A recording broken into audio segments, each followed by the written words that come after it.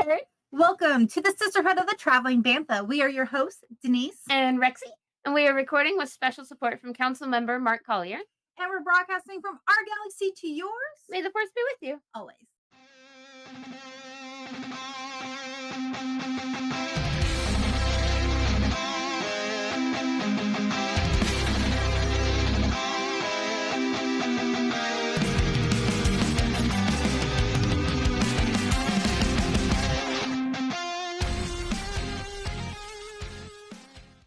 What's up, herd? Okay, I thought I was ready. I'm not ready. Oh my god. Hey, Herd. Throwing it out there now. This is episode 8, season finale. Spoilers for the Acolyte. Do we have a title yet? Like, we are literally recording this. Yeah, I right don't know. after Do we have a watching title? it. That's fine. So yeah, we stopped watching the episode like 5 minutes ago, Yeah. Tuesday night. But oh my gosh, spoilers! There's gonna be all kinds of Acolyte talk. Not only episode 8, but we're also going to be talking about the whole series. What is the name of it? Yeah, because when it still just says episode 8. Like, what is the name of this episode? When we played it on Disney Plus, it just said episode 8, which was weird because they had not like. Oh, we should ask Eric if they updated Disney Plus. Oh, yeah. You hang on. I'll go ask him. You talk to them. I'll go ask him. But I have thoughts. I have a lot of feelings. So does Rexy. And it is just, oh my God. Like, we're getting a season 2, right? Right. We're getting a season 2 because I just cannot handle this. It's still just episode 8. Okay. Well, now we're back. We're back. Yep. There is no updated title yet. But you know, as soon as there is one, we'll update this. So, Okay. Ooh. Okay. Yeah. So So we're excited. We just watched like, we would do a watch party with a bunch of our friends and Star Wars clubs for this, but there was a bunch of stuff going on, and time to get away from everybody. yeah. So we did this instead. Yep. So But- Denise came over and we watched it, and we just finished, and holy fluff, you guys. It's weird not going into discussing this episode without a second rewatch because I get so caught up in the first watch. Yep. I miss a lot of things. Yeah. So there will probably be more discussion later as we both get to rewatch it. 'Cause we just finished it. And yeah. cool. I know I sat through a lot of the episode like this. Just like jaw on the floor. There's a lot of smacking Yes. each other. Yes, there was like, oh my gosh. Did you see this?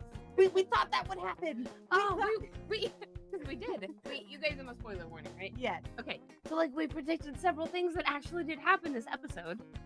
For one, I predicted that Oshi would turn bad. I really thought that she would, and then I thought I was going to be wrong, and I was so hopeful, and then it turns out that I was absolutely right, and oh my god, we even got to see the Kyber turning inside. We saw that bleed inside of the lightsaber hilt. Like, that was so cool. That was definitely Denise was smacking me. I was like, look. like, it was so cool because for a second you still had this hope that maybe Oshi wasn't going to turn bad because you saw this like struggle of the lightsaber turning from red to blue, and like so I was like, oh, maybe there's this internal conflict. Right. Nope. There definitely was conflict. Like, she struggled within herself for a minute because she almost let him go. Like, there was just a minute, you know, she let him go enough that he squeaked out a couple of words.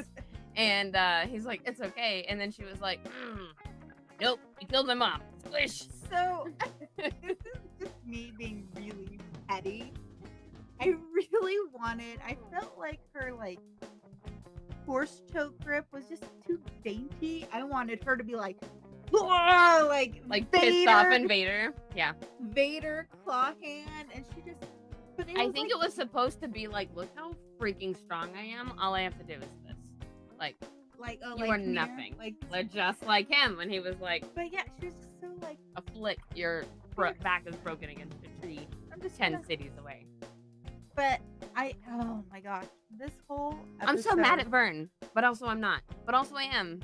But also I'm not, because I understand why she would lie. But I don't like lies. But I would understand why she didn't tell the truth, We're to keep gonna the council. What?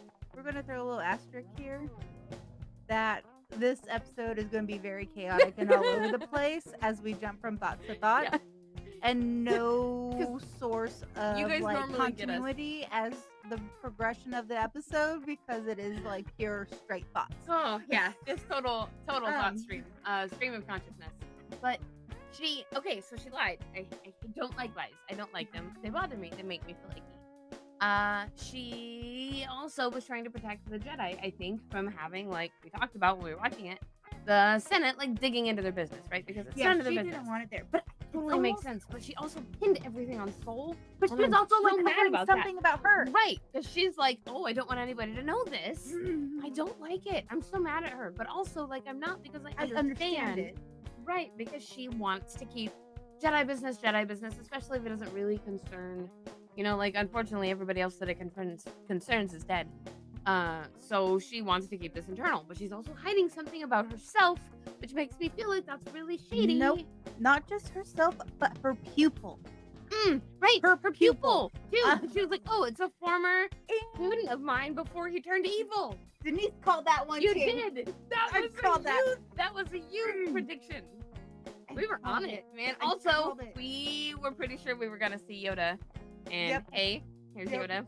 Oh, but Vern, it's so weird because we're throwing out our High Republic comment here. Just Vernestra is such a love character in the High Republic.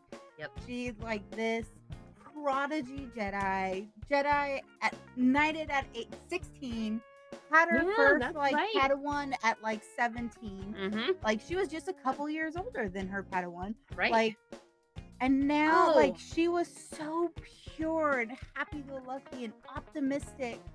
And here she is. Yes, granted, it's like 100 years later. Now she's covering up stuff.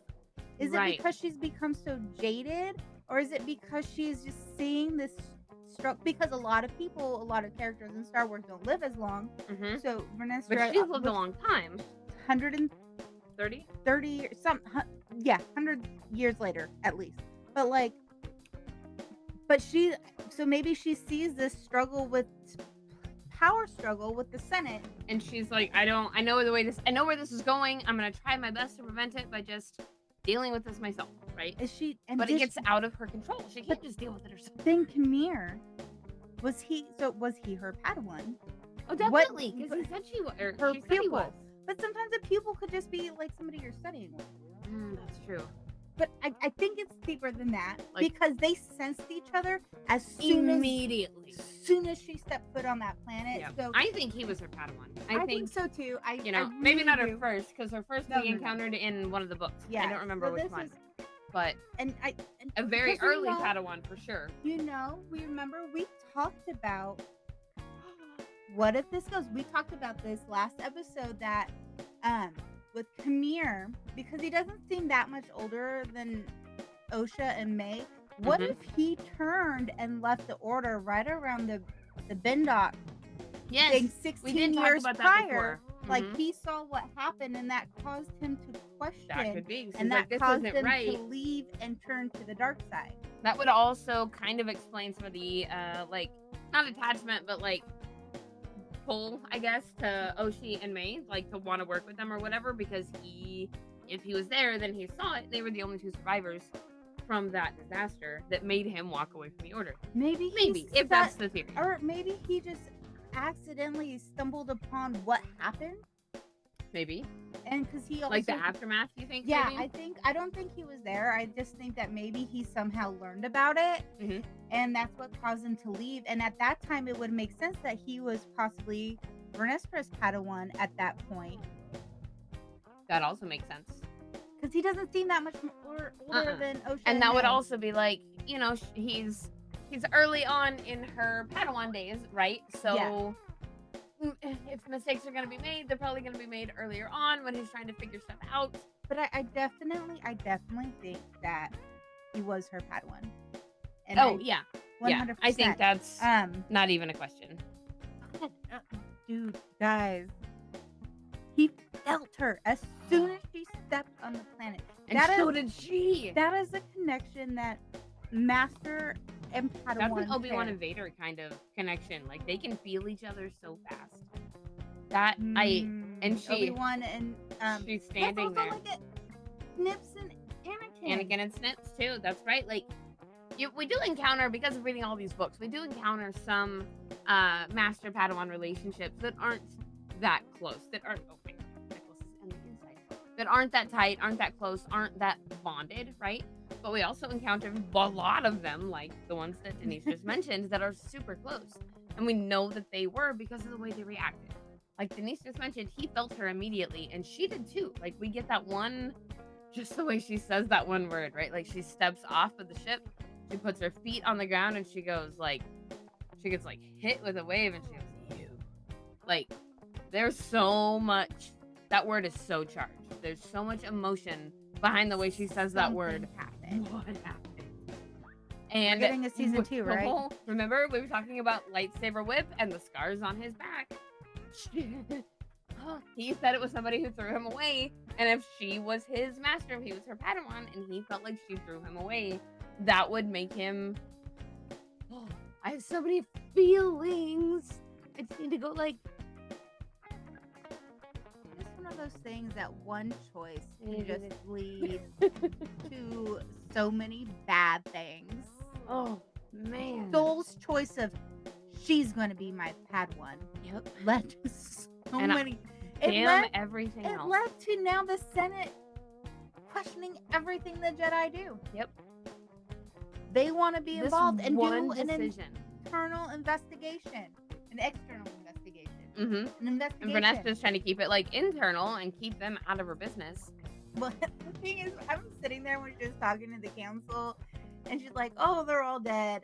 Like, if I was a council member listening to that, I'd be like, "Oh, how convenient." Yeah. I have a few questions. How convenient that everybody involved is now What did she unalive.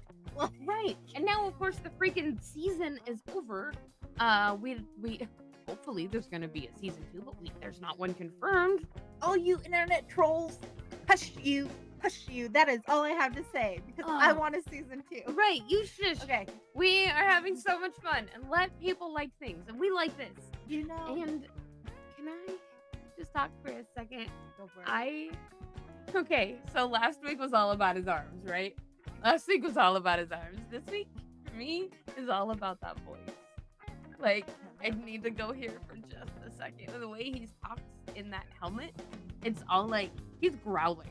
Like, he literally growls in some scenes, and I was like, oh, hold on. I need a pacemaker. You need a pacemaker? We have a title yet? No, I'm just looking up theories of the Acolyte and our friend Kimir. Okay, so yes, the voice. But okay, I was not expecting that this episode was going to take off right where episode 6 ended, and Oshi wearing the helmet.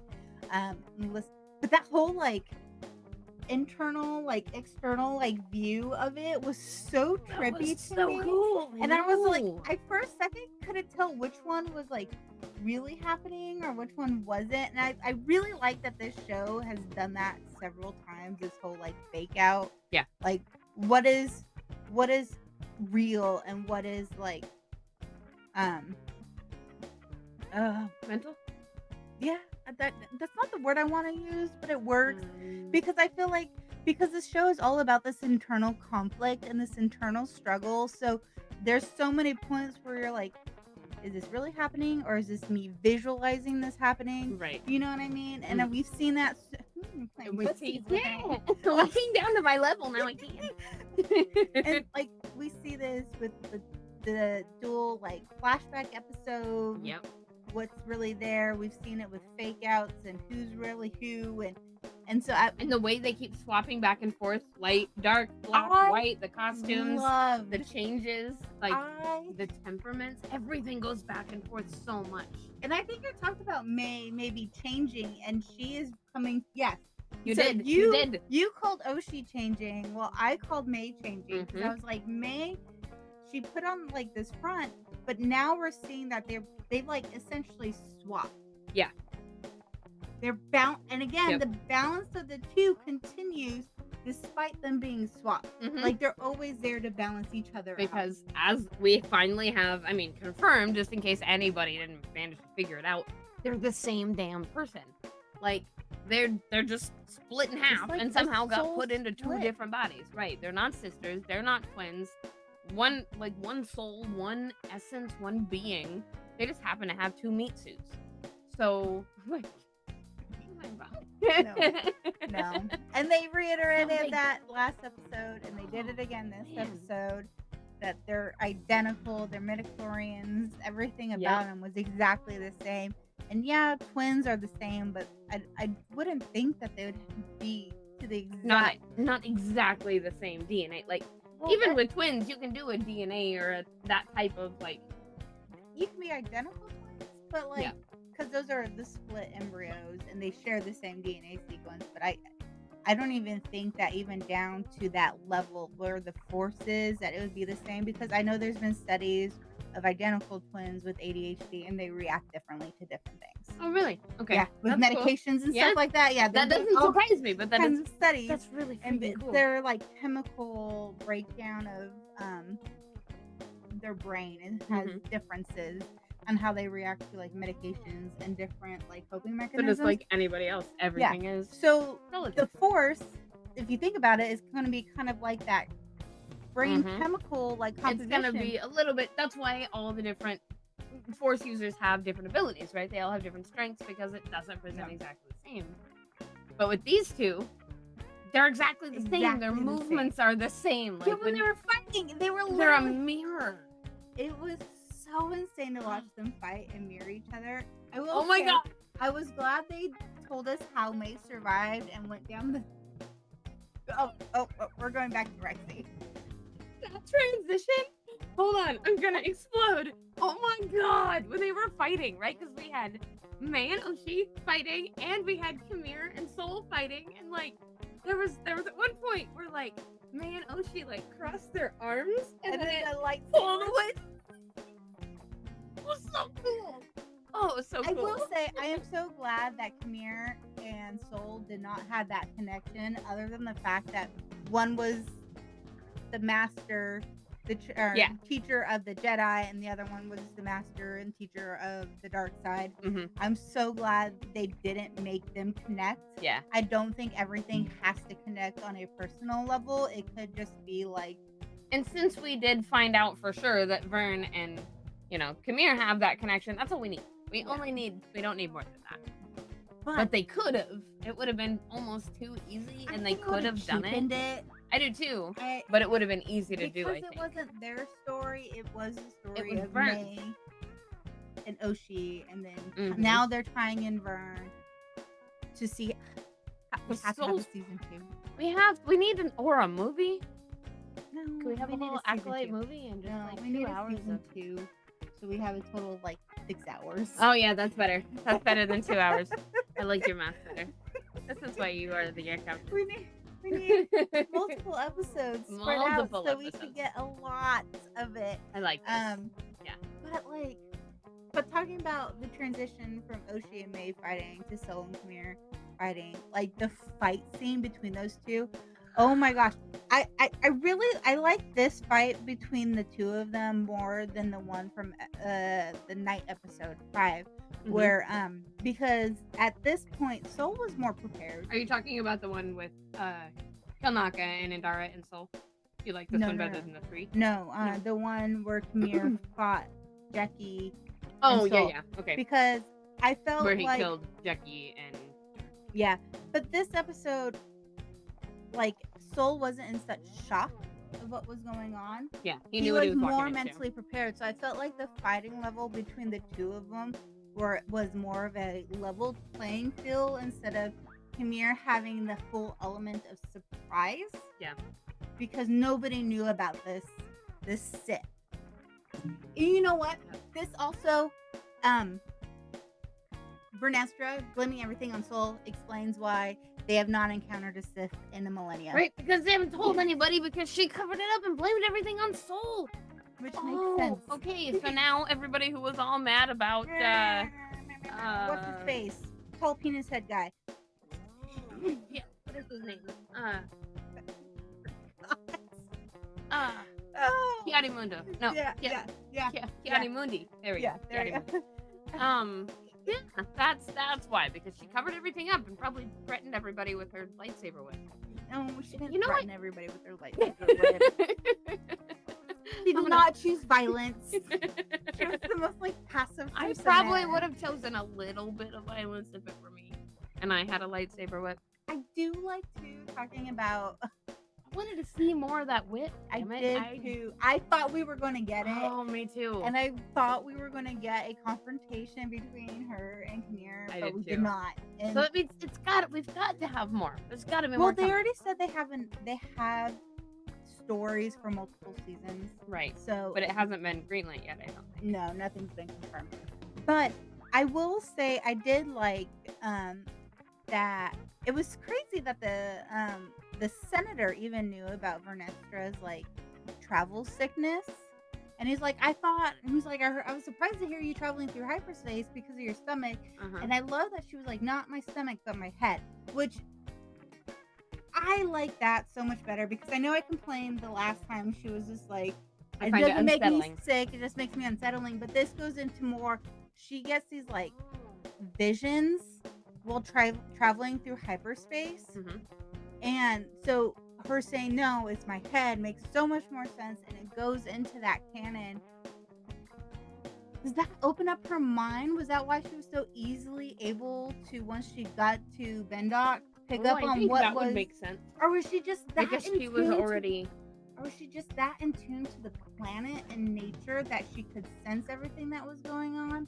Like the force, maybe all of it together, right? She's already open to the force because she is traveling through hyperspace, like you mentioned. Visuals coming off the soul. Because she's bending down close to things, she's touching things, and then picking up. That also could be an ability. There isn't an ability. There is a Jedi ability where they can touch things. What's his name had it? Because they brought him into the temple. Boss.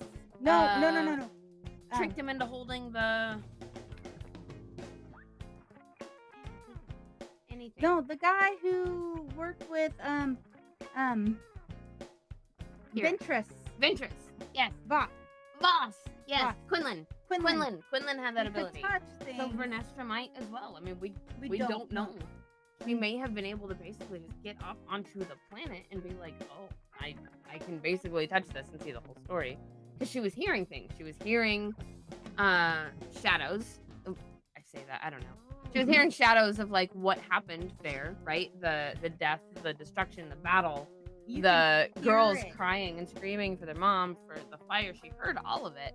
And then she started investigating more and touching more. She bent down really close to Soul.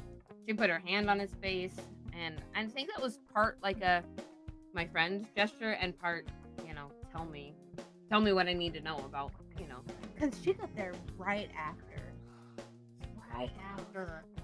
Soul was unalived. Like, oh, I'm so conflicted on how I feel about Soul. I don't know why. I just like, I want to like Soul, but then at the same time, I'm mad at Soul. But then much of this rests on his shoulder. I see his perspective, but he definitely did not go about it wrong, and he was using noble intentions to get what he wants. And it was also, but he was afraid of the unknown and the force switches and what they were doing. And fear, right? Like, you can't have that much fear wrapped up in a Jedi because they'll do something about it. And this is what we're gonna go deeper. So this is why they always talk about Jedi can't have emotions. It's because, and they even talked about this in this episode that Senator was talking about how it's a cult religion, right? And how you control your emotions. And after reading Padawan with Obi-Wan, a good book, by the way, I don't think it's that they can't have emotions.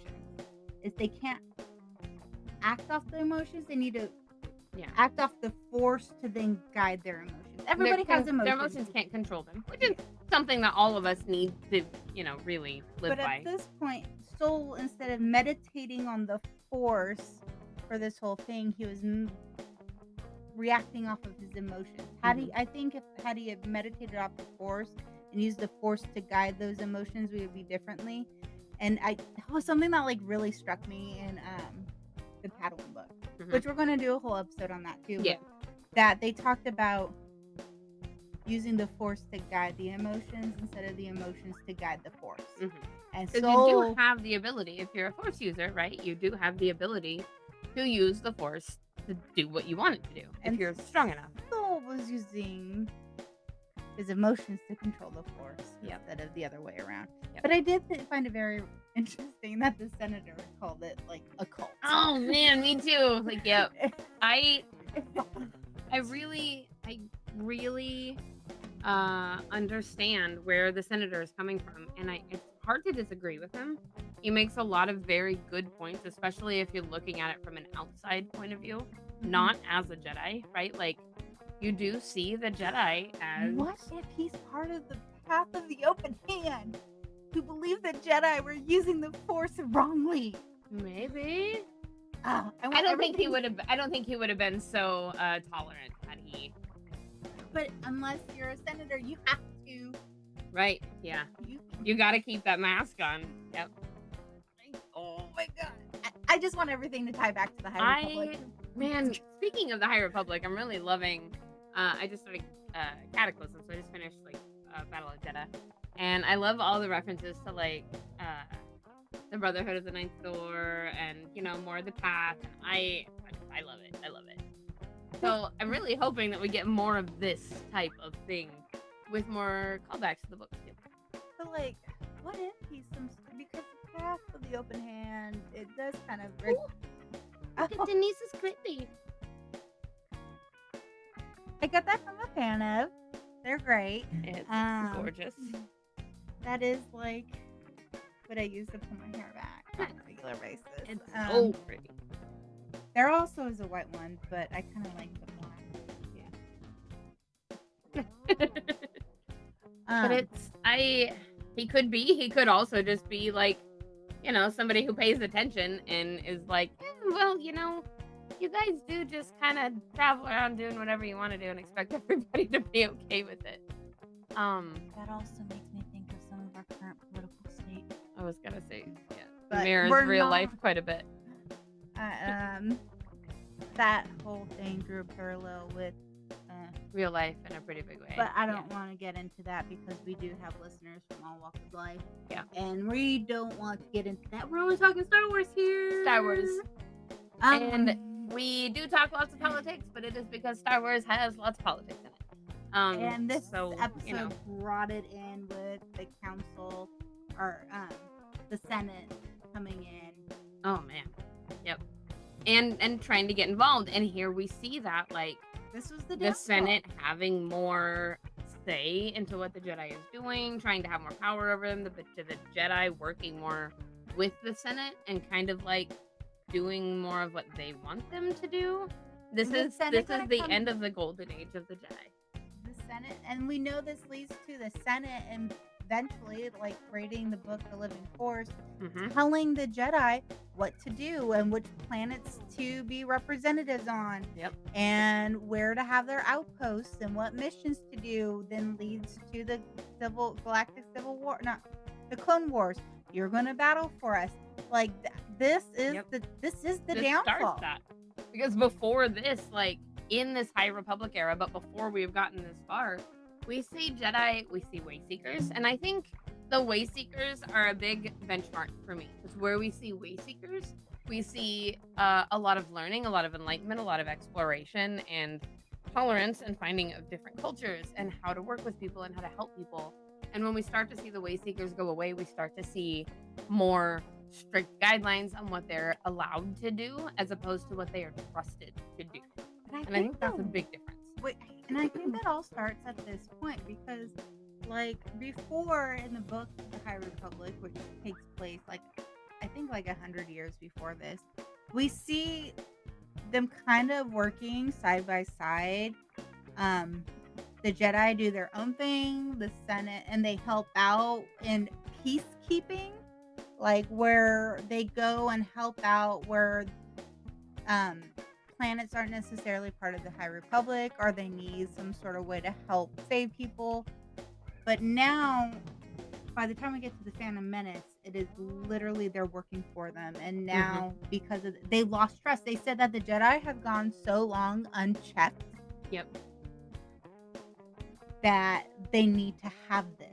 Right. And so, and then, And unchecked, I mean, that implies that the man, Jedi have also still been going around kind of telling everybody what to do and enforcing their will, which what is not the greatest talk thing. about the timing of it, that they're starting to look into they want to have this external investigation right when all these like assassinations happen Ooh, I with know the it. Jedi. Like Mm-hmm. such timing, which makes you wonder if there's an outside source from the everywhere, Mm-hmm. every point in history in Star Wars, There's there's always somebody spies. in the Senate that is tied to some sort of group outside that's trying to bring him down. Yep. May it be the Nile, may it be Path of Path the of the Open Open Hand, may it be the Sith. Mm-hmm. Like, there's always somebody. is And we one know, like, right now it's not open, it's not loud and open, but there's spies, there's undercover droids, there's, people out there with their ears open and their, their notes out, so to speak, getting ready to report because, like, they're spies. There's always spies. You can't have. I kind of lost my train of thought, but there's always spies. And that means that there's always somebody ready to report any little tiny discrepancy. And then, because there are also droids with freaking cameras everywhere, any tiny little thing can be spun out of proportion. And then it doesn't take long before, whoops, the Jedi are all evil and we gotta kill them all. Execute Order 66. so one thing we have not talked about yet. Our shadowy figure friend that we that we saw, We lost our freaking minds, you saw guys. in the episode, like not Yoda. That was the back of his head. Yes, and that was But- exciting. We were happy about that. So is it Dark Plagueis? I think so. Or is it who's that other one that Eric said? Who trained well, he was trained by Timbaris. No, it's definitely Plagueis, because look at him. Yep, and here we go. That's a space. That's a space. Okay, yeah. This is a note to myself to put a picture up here of Darth Plagueis, and that's still. You guys. So at some point between now and Palpy, Camille dies. Yep. And did you catch the look that Camille had when Soul was telling May? He said that you guys are one. You are not two. You're not twins. I was watching them. I didn't see Camille. He was just like, you guys are a person. You guys are something from the Virgins here on. Camille is standing in the back, and he hears that you guys were created. He like. That's right. Up. He starts listening because Looked up. he didn't know that. This is what leads to. So we know Anakin is a pure virgin of the Force. He was not created by witches or Jedi or Sith. He was the Force created was just like, by the Force. Have some balance. And we also know there was a comic where they kind of influenced Shmi. It's in like a Vader comic, and they're like they somehow tap in and try to like influence the dark side in it. I wonder if this gave them that idea. Oh, maybe. Like, hey, they did this. We Why can do it can't too, right? Like, but it's like it's the butterfly effect, right? Like every little beat of the butterfly's wings affects. And so all the way back here, we've got Soul's mistake and Vernestra's covering it up, and May and Oshi, and this horrible tragedy leads to the Senate being more interested in what the Jedi are doing, and wanting to have control, at least some control by this point, and wanting to know what they're doing. So, I mean, if we need more evidence that this is the beginning of the end. Yeah, I'm trying to find this. Sorry, this is the comic right here. Me, and then he Okay. Can you send me that and I'll put it into the episode? the natural. It's a Sidious. So Sidious does it. So eventually Okay. it goes down to. I'll show this to you. It's in a comic. It's a Darth Vader comic. Copy of Sidious, right? Yeah. So, holy wow. So So we know that He knew all. Oh, hang on. I need to process for just a minute. There's a comic that shows Kelpie way, way back when, like, influencing Shmi when she's having, this. Whoops, here's a baby that just appeared in my body. It makes sense. And he waited this entire time. Well, Anakin was found at 9. Yeah, but that's 9 freaking years. And then he had to get introduced to him. And then he had to wait more. Oh, but that's wild. Like, all the way back from we influenced the Force's creation. The Sith have always been about the long game. Palpatine has always been about the long game. It looks like even Chimera is about the long game. Oh, for sure. Yeah. The Sith aren't trying to rush things. They're very calculating. Because they also live for freaking forever. So, well, I don't know, unless somebody kills them. Sidious was only like 100. Was he really? He wasn't that old. Like, he just looked old. He did. He just looked old. Lots of drugs. But like, Drugs are bad, okay? Anakin died at like 40s. Oh, yeah, that's true. Maul wasn't very old. Okay. Dark Tyrannus, Count Dooku wasn't very old. How old was he? Probably, I say like 60s maybe. Oh, damn. Okay. Well, no, never mind. The dark side, the dark side. The dark side makes you die. Or it just ages you because they look old. Oh, Palpy, for example. Holy wow. I mean, coming back from the dead a couple of times will do a number on your body. Exegol, I wonder if that's a planet with a virgins also, where he was doing all the cloning.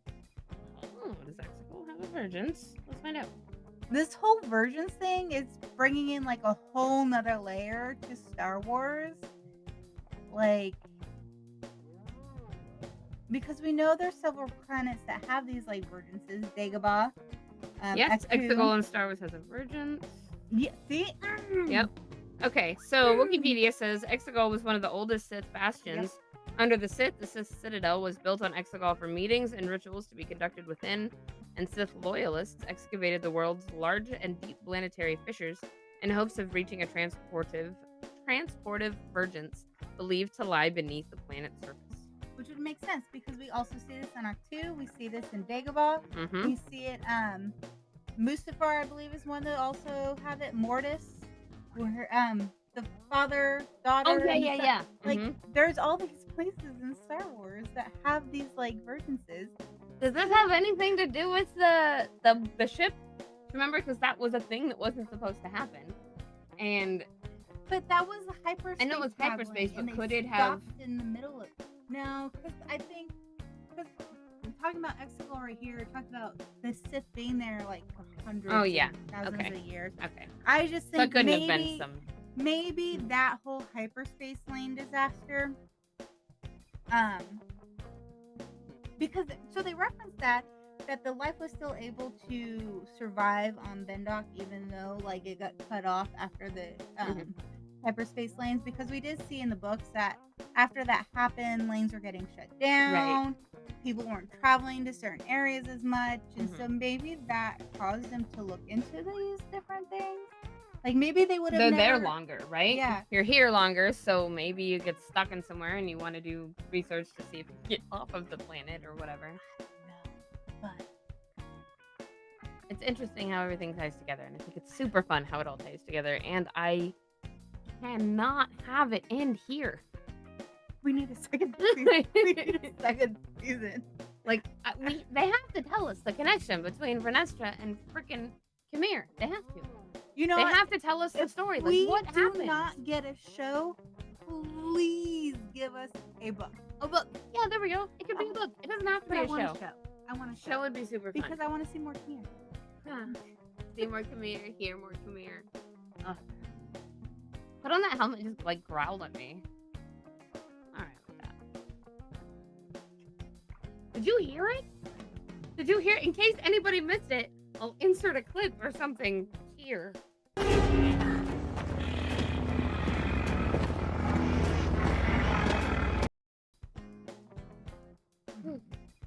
Now you pay for what you've done.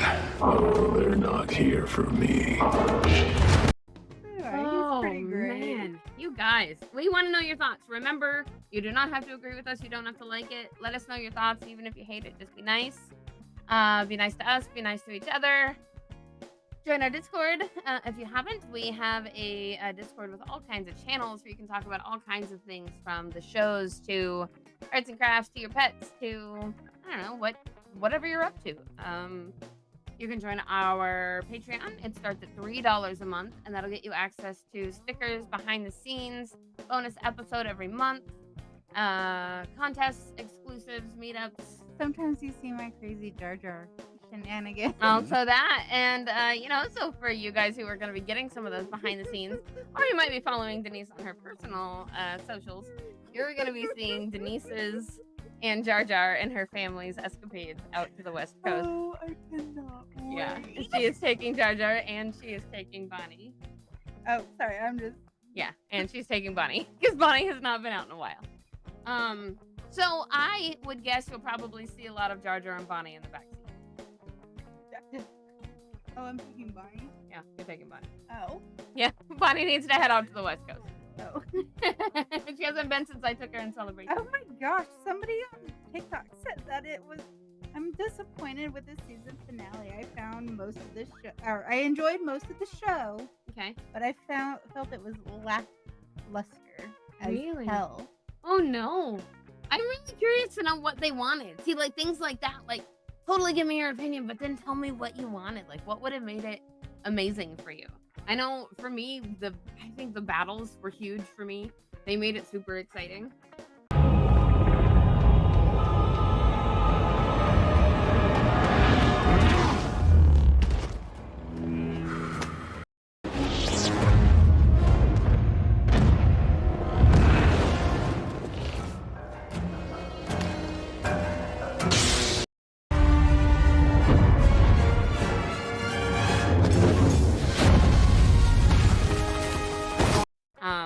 So yeah. I said, ooh, what were you hoping for? Yeah, you don't have to agree. You just have to be nice. So, with that said, join us everywhere. Follow Denise's extracurricular road trip activities, and Crazy. I have Jar Jar Binks propped up on my back seat. it's so cute. You can see him when driving. It's cute.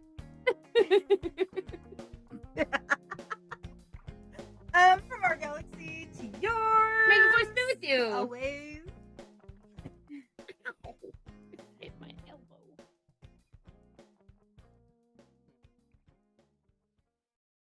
Thank you for listening to Sisterhood of the Traveling Bantha, written and produced by Denise McKay.